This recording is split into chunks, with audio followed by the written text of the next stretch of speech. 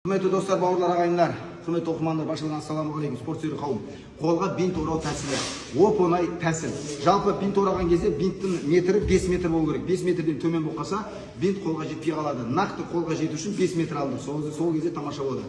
Бинт ораудың тәсілі өте көп. Соның бірі бинт орау тәсілі өте көп. Соның бірі оңай тәсілдердің бірі қараңғы көрдір енді. Қолға мінекей бас жағын аламыз. Осы алтаққа кетіп бар ғой. Осы бас жағын алды, орамыз. 1, 2, 3, 4 орады, қолдан шығарамыз мінекей. Қолдан шыққаннан кейін мінекей.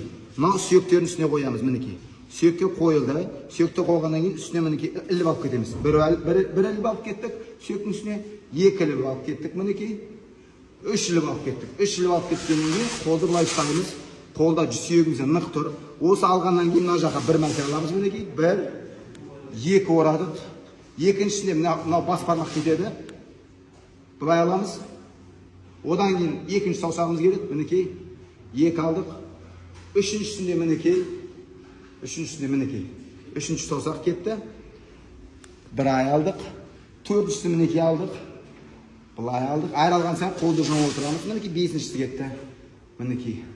Мына жаққа тағы да мінекей 1 орадық. Осыдан кейін мына жаққа келеді. Үстіңгі жаққа жағы сүйектің үстіне 1 орадық мінекей. Жұдырықты ұстаймыз. Сосын мына жаққа алып кетеміз мінекей.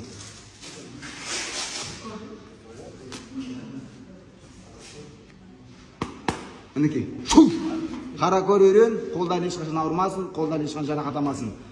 Спортта болайық.